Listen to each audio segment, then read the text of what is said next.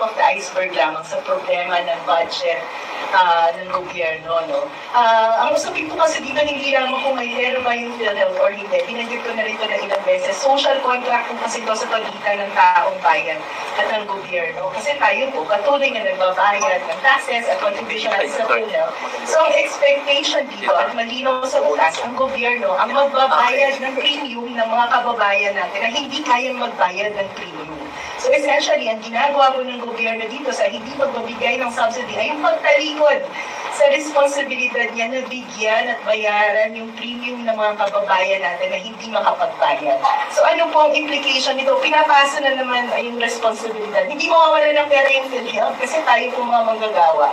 Patuloy na nagbabayad budget natin. Actually, hindi lang ito nangyayari dito sa 2025 budget. Nagsimula ito 2023. Sinisimulang tapyasan yung mga proyekto ng gobyerno na para sa mga taong bayan. Yung PhilHealth patuloy na lumiliit yan. Ngayon, nagulat tayo, zero. Pero nagsimula po yung bumaba noong 2023. Nililipat yan dun sa MAIT program. Yung budget ng DSWD na isang araw nagpa-press con. Nag-press release si Speaker Romualdez na ayuda daw sila dahil ito ay justisya. Pero yung DSWD tinapyasan ng 80 billion pesos habang sinusulong ang hakap. So ang nakikita po natin ay yung patuloy na deterioration kung ano ba yung pinaprioritize sa budget natin. Makikita natin that the budget is being designed to sustain corrupt politicians. At ang nakakatawa po dito, sabihin kung paano ginagasta ang pera ng bayan. At ang pera ng bayan ay ginagamit ng mga korap at magnanakaw. Alam niyo po, nakakalungkot kasi yung kadalasang comparison sinasabi nila, 125 million lang naman yung sa kapita. Dito sa budget, billion-billion. Ilang Pilipino na po ba ang nakahawak ng at least 1 million pesos? Ang dami ng zero yung pinag-uusapan natin, 6, 9 zeros. Pero kung titingnan po natin, ilang milyong Pilipino ang natapyasan ng sweldo para sa portahan itong mga milyong-milyong, bilyong-bilyong piso na nilanakaw ng ating mga politiko. So ang tingin ko po yun ang naratibo ngayon, hindi ito choice sa pagitan ng mga kadiliman at kasamaan. Ang third choice po natin ay ipagtanggol yung karapatan natin bilang mamamayan, bilang taxpayers na patuloy tinatapyasan yung sahod natin ng gobyerno, pero yung mga programa naman na isinusulong ay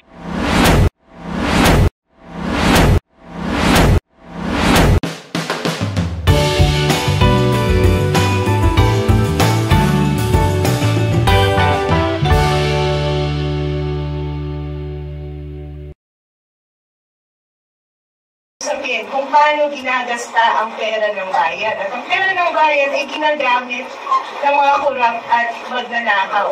Alam niyo po, nakakalungkot kasi yung kadalasang comparison sinasabi nila, 125 million lang naman yung sa kapita. Dito sa budget, billion-billion. Ilang Pilipino na po ba ang nakahawak ng at least 1 million pesos? Ang dami ng zero yung pinag-uusapan natin, 6, 9 zeros. Pero kung titingnan po natin, ilang milyong Pilipino ang natapyasan ng sweldo para sa portahan itong mga milyong-milyong, bilyong-bilyong piso na nilanakaw ng ating mga politiko. So ang tingin ko po yun ang naratibo ngayon, hindi ito choice sa pagitan ng mga kadiliman at kasamaan. Ang third choice po natin ay ipagtanggol yung karapatan natin bilang mamamayan, bilang taxpayers na patuloy tinatapyasan yung sahod natin ng gobyerno, pero yung mga programa naman na isinusulong ay budget natin. Actually, hindi lang ito nangyayari dito sa 2025 budget. Nagsimula ito 2023. Sinisimulang tapyasan yung mga proyekto ng gobyerno na para sa mga taong bayan. Yung PhilHealth patuloy na lumiliit yan. Ngayon, nagulat tayo, zero. Pero nagsimula po yung bumaba noong 2023. Nililipat yan doon sa MAIT program. Yung budget ng DSWD na isang araw nagpa-press con. Nag-press release si Speaker Romualdez na ayuda daw sila dahil ito ay justisya. Pero yung DSWD tinapyasan ng 80 billion pesos habang sinusulong ang hakap. So ang nakikita po natin ay yung patuloy na deterioration kung ano ba yung pinaprioritize sa budget natin. Makikita natin that the budget is being designed to sustain corrupt politicians. At ang nakakatawa po dito, tip of the iceberg lamang sa problema ng budget ng gobyerno. No? Ang usapin ko kasi dito hindi lamang kung may pera ba yung PhilHealth or hindi. Binanggit ko na rin ito na ilang beses. Social contract po kasi ito sa pagitan ng taong bayan at ng gobyerno. Kasi tayo po, patuloy na nagbabayad ng taxes at contribution natin sa PhilHealth.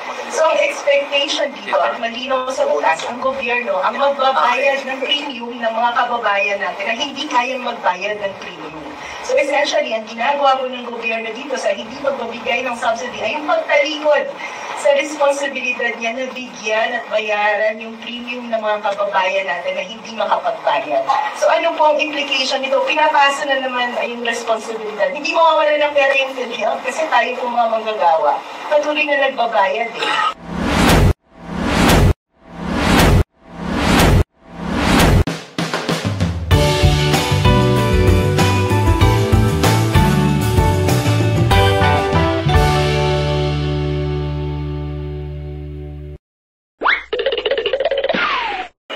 Question, but I'd like to have this dedicated to Professor Magno. Prof. Shelo, good morning. Prof, you've been voracious, if I could put it that way, in defending in campaigning against the zero subsidy for PhilHealth for the BICAM approved budget. But some analysts and political observers have also noted that with relations to the universal healthcare law, hindi lang naman daw po approaching yung GAHA, yung pagkukunan ng funds, kundi yung sin tax and all that. So, and given that there are issues surrounding PhilHealth as well, especially the 138 million, tama ba? 138 around that figure million na ang anniversary party daw na pinost ni Dr. Gachon. In your view po, how can you and all the Filipinos as well hold the line between defending yung pag-restore ng cut sa PhilHealth, yung pag-restore ng appropriation sa PhilHealth, and also calling out the agency for its supposed yung deficiencies dito as the state insurer at yung mga systematic problems na gusto rin resolvahin ni Secretary Herbosa na siya rin naman na-defend kung bakit tinagyasan ang budget cut sa PhilHealth for this Actually, yun kung usapin ng PhilHealth ay tip of the iceberg lamang sa problema ng budget ng gobyerno. No?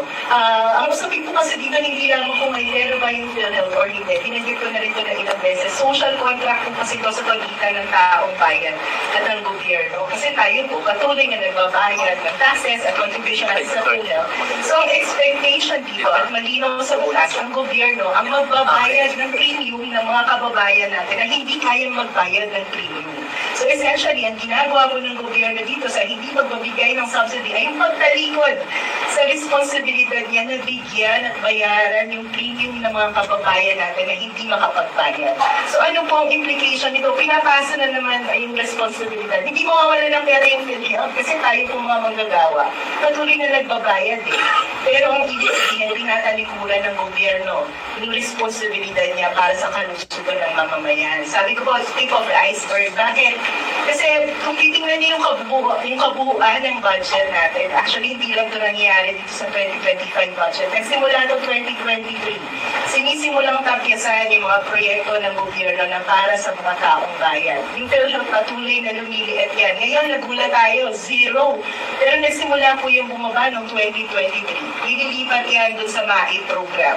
Yung budget ng DSWD, isang araw nagpa-press release si Speaker Romualdez na pro-ayuda daw sila dahil ito ay justisya. Pero yung DSWD, tinapyasan ng 80 billion pesos habang sinusulong ang akap. So ang nakikita po natin ay yung patuloy na deterioration kung ano ba yung pinaprioritize sa budget natin. Nakikita natin that the budget is being designed to sustain corrupt politicians. At ang nakakatawa po dito sa mga nakakaraang araw yung naratibo kasi ay pinapamili lamang tayo sa kampo ng kasamaan at kagibiman. Which is actually wrong. Kasi kapag tinignan mo yung naratibo ng dalawang issue na ito, parehas lang eh. Parehas itong korupsyon. Parehas itong usapin kung paano ginagasta ang pera ng bayan. At ang pera ng bayan ay ginagamit ng mga korap at magnanakaw. Alam niyo po, nakakalungkot kasi kadalasang comparison sinasabi na, 125 million lang naman yung sa kapita. Dito sa budget, billion-billion. Ilang Pilipino na po ba ang nakahawak at least 1 million pesos? Ang dami nung zero yung pinag-uusapan natin is 9 zeros. Pero kung titingnan po natin, ilang milyong Pilipino ang natampiasan ng sweldo para sa portahan itong mga bilyong piso na ninanakaw ng ating mga politiko.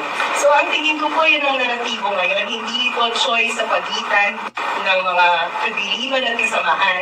Ang third choice po natin ay hindi pagtanggol yung karapatan natin bilang mamamayan, bilang taxpayers na patuloy tinatapyasan yung sahod natin ng gobyerno, pero yung mga programa naman na isinusulong ay hindi para sa taong bayan, kundi para sa interes ng mga politiko natin. So, katulad ko ng binanggit ng mga kasama natin dito, maraming pagkilos yung maaari natin gawin, pero hindi ma-i-impeach si VP Sara kung hindi kikilos ang mga politiko na naaayon sa accountability, hindi mapapalitan si Speaker Romualdez bilang Speaker of the House if we continue to elect corrupt politicians. So, ang isang pamamaraan po niya na pagdating ng eleksyon, iboto po natin yung mga alternatibo dahil may choice naman po tayo. Hindi lamang yung laging nananalo dahil may pera, hindi lamang lagi yung bakura.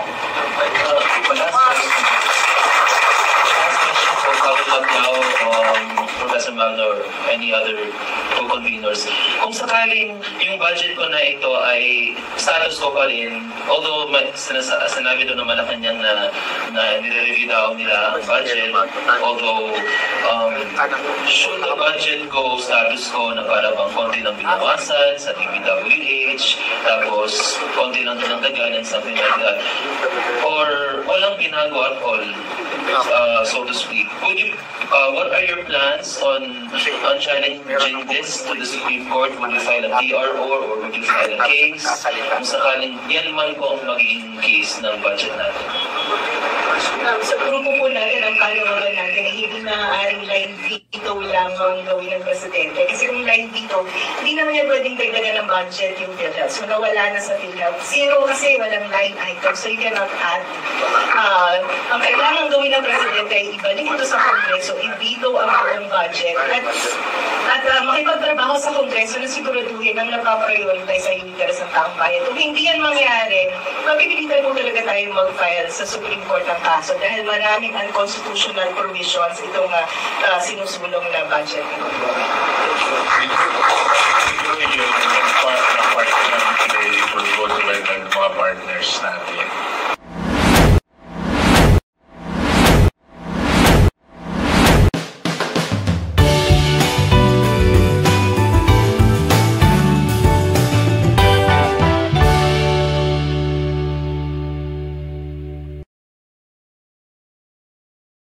Second question, I'd like to have this dedicated to Professor Magno. Prof. Shelo, good morning. Prof, you've been voracious, if I could put it that way, in defending campaigning against the zero subsidy for PhilHealth for the BICAM approved budget. But some analysts and political observers have also noted that with relations to the universal healthcare law, hindi lang naman daw po approach yung GAA, yung pagkukunan ng funds, kundi yung syntax and all that. So, and given that there are issues surrounding PhilHealth as well, especially the 138 million, tama ba? 138 around that figure million na ang anniversary party doon na pinost ni Dr. Lechon. In your view po, how can you and all the Filipinos as well hold the line between defending yung pag-restore ng cut sa PhilHealth, yung pag-restore ng appropriation sa PhilHealth, and also calling out the agency for its supposed yung deficiencies dito as this state insurer at yung mga systematic problems na gusto rin resolvahin ni Secretary Herbosa na siya rin naman na defend kung bakit tinagpisan ang budget cut sa PhilHealth for this Actually, yung kung usapin ng PhilHealth ay tip of the iceberg lamang sa problema ng budget ng gobyerno. No? Ang usapin po kasi dito, hindi lamang kung may pera ba yung PhilHealth or hindi. Binanggit ko na rin ito na ilang beses. Social contract po kasi ito sa pagitan ng taong bayan at ng gobyerno. Kasi tayo po, patuloy na nagbabayad ng taxes at contribution sa PhilHealth. So, ang expectation dito at malinaw sa utas, ang gobyerno ang magbabayad ng premium ng mga kababayan natin na hindi kayang magbayad ng premium. So essentially, ang ginagawa po ng gobyerno dito sa hindi magbabigay ng subsidy ay yung pagtalikod sa responsibilidad niya na bigyan at bayaran yung premium ng mga kababayan natin na hindi makapagbayad. So ano po ang implication nito? Pinapasa na naman yung responsibilidad. Hindi mawawala ng pera yung PhilHealth kasi tayo po mga manggagawa. Patuloy na nagbabayad eh. Pero ang ibig sabihin, tinatalikuran ng gobyerno yung responsibilidad niya para sa kalusugan ng mamamayan. Sabi ko po, tip of the iceberg. Bakit? Kasi kung titingnan niyo yung kabuuan ng budget natin, actually hindi lang ito nangyayari dito sa 2025 budget. Nagsimula ito 2023.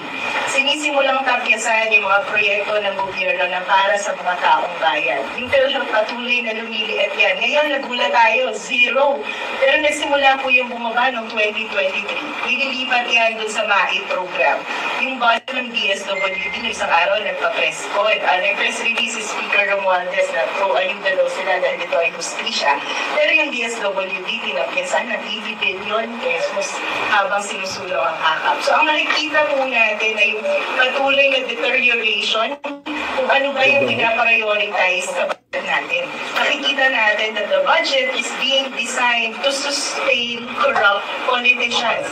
At ang nakakatawa po dito sa mga nakakaraang araw yung naratibo kasi ay pinapamili lamang tayo sa kampo ng kasamaan at nagliliman.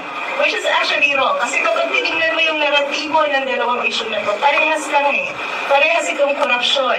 Parehas itong usapin kung paano ginagasta ang pera ng bayan. At ang pera ng bayan ay ginagamit ng mga korrupt at magnanakaw. Alam niyo po, nakakalungkot kasi yung kadalasang comparison sinasabi nila, 125 million lang naman yung sa kapita. Yung sa budget, billion-billion. Ilang Pilipino na po ba ang nakahawak ng at least 1 million pesos? Ang dami ng zero yung pinag-uusapan natin is 6, 9 zeros. Pero kung titingnan po natin, ilang milyong Pilipino ang natampyasan ng sweldo para suportahan itong mga milyong-milyong, bilyong-bilyong piso na ninanakaw ng ating mga politiko. So ang tingin ko po yun ang naratibo ngayon, hindi ito choice sa pagitan ng mga kabiliman at kasamaan.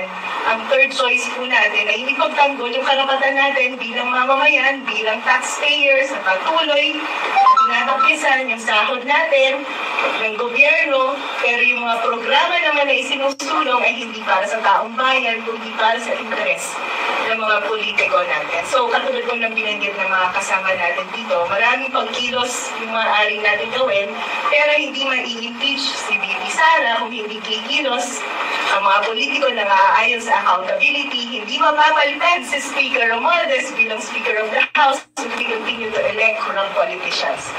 So, ang isang pamamaraan po niyan ay pagdating ng eleksyon, iboto po natin yung mga alternatibo dahil may choice naman po tayo. Hindi lamang yung laging nananalo dahil may pera, hindi lamang lagi yung bakura. Last question for Council up now, Professor Magno or any other co-conveners.